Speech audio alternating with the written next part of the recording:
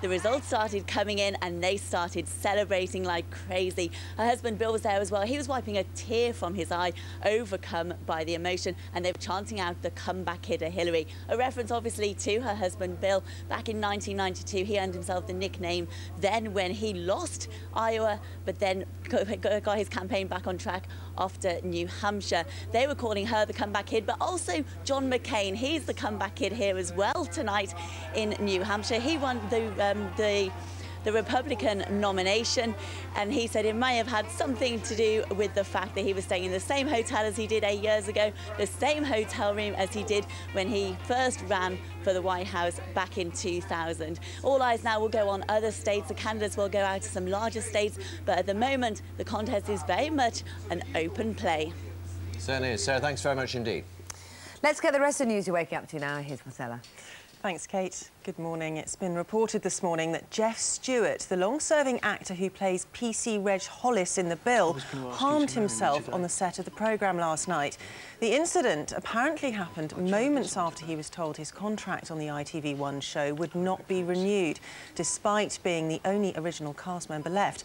It's thought he's now being treated at St George's Hospital in South London. Doctors should stop giving out antibiotics for coughs and colds because overuse of the drugs could be helping the spread of MRSA. That's according to the Health Secretary, Alan Johnson, who will today set out how he expects hospital trusts to spend £270 million set aside last year to fight superbugs. Jonathan Swain is at a hospital in Basingstoke for us this morning. Good morning, Jonathan.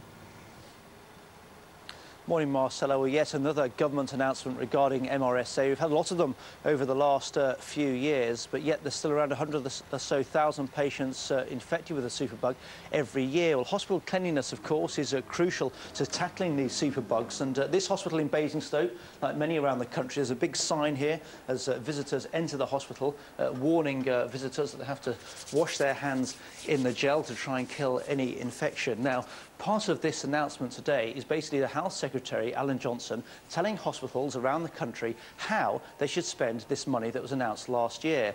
Now, one of the measures is they want hospitals to introduce infection control nurses who can advise on cleanliness and can also look for patients who are perhaps carrying the superbug, who they can then be isolated. They also want to screen patients as well before they enter the wards. And perhaps controversially, Marcella, doctors are now being told by the government that they shouldn't prescribe antibiotics for patients with heavy coughs and colds because one side effect of using antibiotics is it can increase the chances of a patient developing C. diff.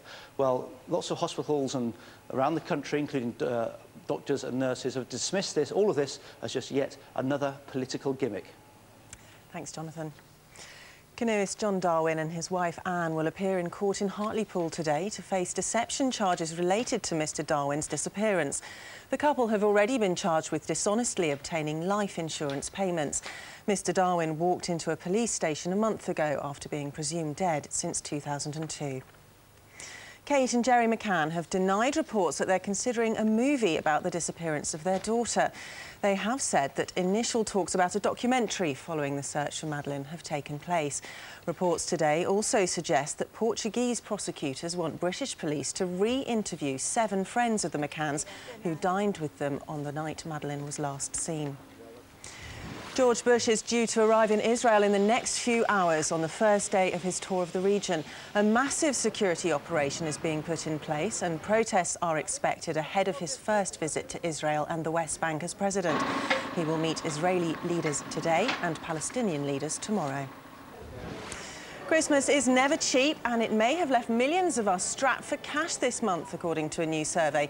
Festive overspending, combined with many receiving an early December pay packet, has resulted in today being pinpointed as the day we all run out of cash. Sadly true.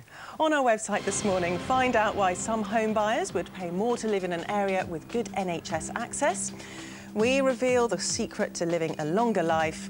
And do you think a documentary should be made about Madeleine McCann? Vote in our online poll. All that and more on our website, gm.tv. A German zoo has decided to bring up a polar bear cub by hand, despite initially deciding to leave the young bear with its mother. The zoo took the decision after the mother Vera appeared nervous and carried the cub in her teeth. It came amid fears that Vilma, another bear at the zoo, had killed her 2 cubs. Now here's what's happening where you are.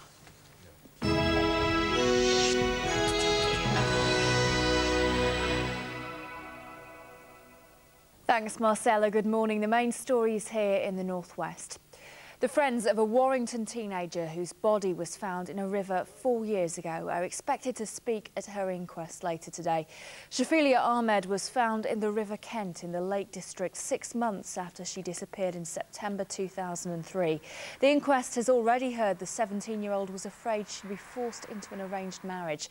Her parents were arrested and questioned about their daughter's death, but no one's ever been charged. The jury in the trial of 5 teenagers accused of killing a father of 3 from Cheshire is due to resume its 5th day of deliberations this morning.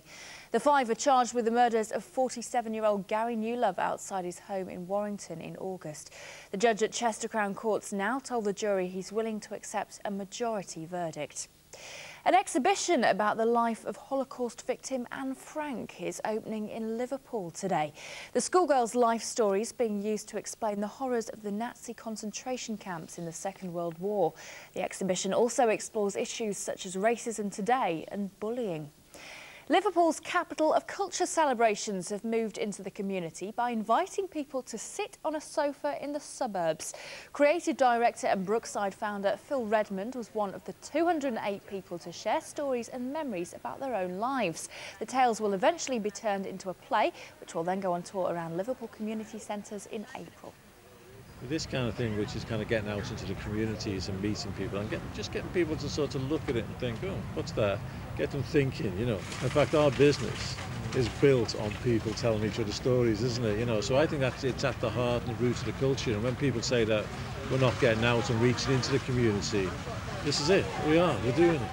And if you'd like to win tickets to be at Saturday's big Capital of Culture opening concert at the Liverpool Arena, then go to our website itvlocal.com/Granada.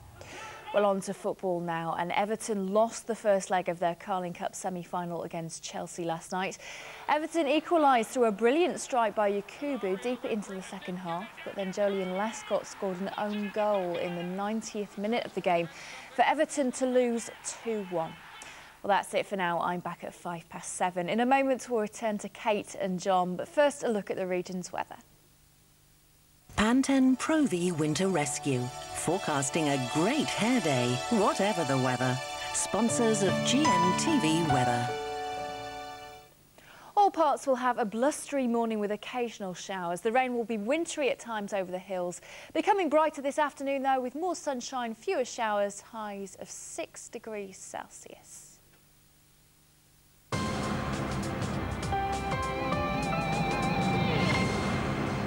Hi there, welcome back. Now, if you are watching us in Northern Ireland, there have been a few technical problems this morning. You may have spotted it because I think you've just seen the news from Scotland, so sorry about that. We're doing our best to sort it out. There's a man with a fuse box and a giant screwdriver even as we speak, working away. In the meantime, we can give you the papers for the whole nation. Always a tricky one for the papers this morning when they have a vote like they've had in America.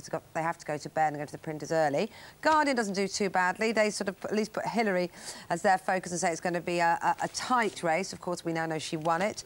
The Times has Barack Obama on the front, saying he's got a record number of votes. Well, we know that's not quite true. The Independent virtually crowns him, so that might be a bit of an ouch this morning. And the Daily Telegraph has this story, which we're looking at as well, which is in a bid to try and deal with the superbugs in our hospitals. Doctors being advised not to give antibiotics for things like coughs and colds, because that helps make them resistant.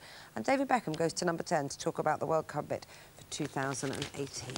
Sun details the story about Jeff Stewart, the actor in The Bill, who reportedly harmed himself last night after hearing some bad news about his future in the soap. Daily Express goes back to house prices once again. That's over a year. They've gone up by 5.2%, although predictions still remain that it's going to slow down in the next 12 months. Daily Mirror has the terrible tragedy I'm sure you saw all over the news yesterday. This poor little girl who was hit by masonry and debris purely by accident as she walked past a house where there was a gas explosion. And on the front page of the Daily Mail, that story. Maddie's parents plan plan £2 million film deal. Well, it may or may not be quite like that. Let's find out now as we go over there, because overnight on his blog, Jerry McCann reacted to those stories and denied that he and Kate were about to turn Madeline's disappearance into a Hollywood blockbuster. But a documentary apparently is a real possibility in a deal which could provide much-needed funds for the family. Here's Tiffany Royce.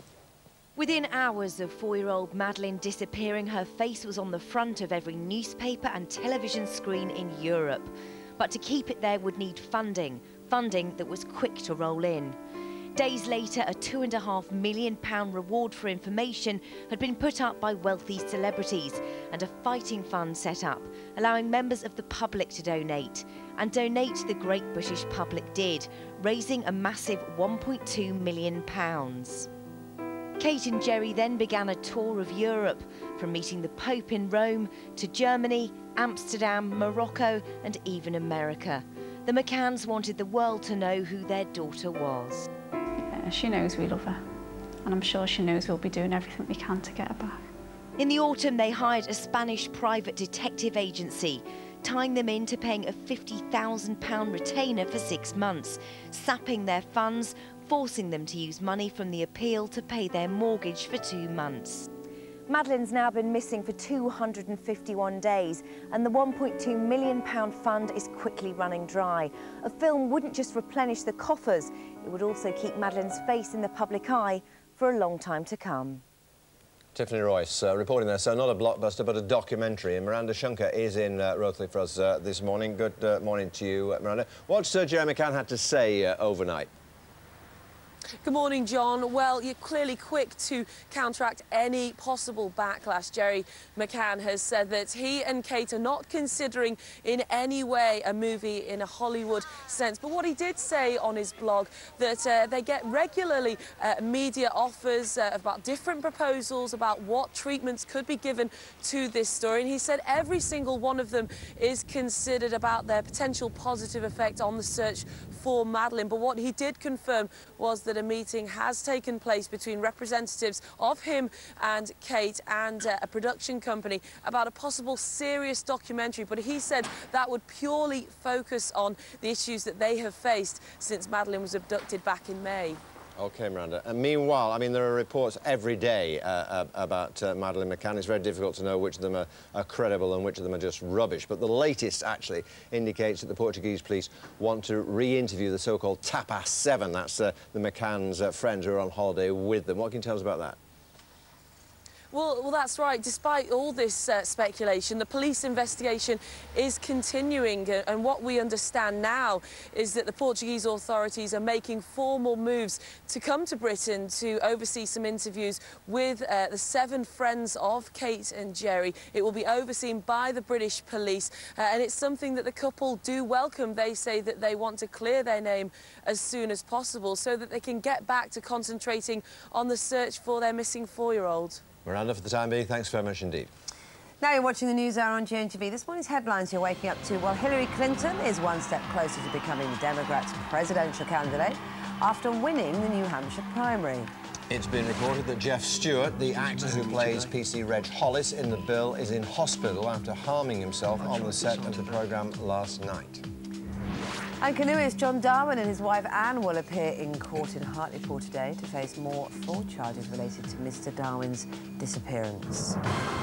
So, Hillary Clinton was pushed into 3rd place in the Iowa primary, and it seemed that the frontrunner had fallen at the first hurdle, but she's made a comeback in New Hampshire. How did she do it? Well, in a moment, we're going to be talking to political commentator Isaac Cho today in Washington. But first, here's Kate Evans. Was this the moment that turned it around for Hillary Clinton? This is very personal for me. It's not just political, it's not just public. I see what's happening, and we have to reverse it. And some people think elections are a game. They think it's like who's up or who's down. It's about our country. It's about our kids' futures. Hillary has sometimes been seen as an unsympathetic, even a cold figure, but her visible show of emotion ahead of the New Hampshire primary may well have swayed undecided voters at the last minute. It also helps to have a former president behind you, with Bill making prominent appearances on the campaign trail and speaking up against accusations from the Obama camp that she was running a negative campaign. Give me a break. This whole thing is the biggest fairy tale I've ever seen. Bill himself was always known as the comeback kid, and it looks like this is another Clinton people tried to write off too soon. Well, we're joined from Washington by Isaac Chona, as I said, from New Republic magazine. Good to speak to you this morning. So, like many people watching our show this morning, I went to bed thinking Hillary had lost. That's what all the experts, the pollsters, they were all saying that. She wasn't going to do it. And we wake up to her triumph. So how did she do it?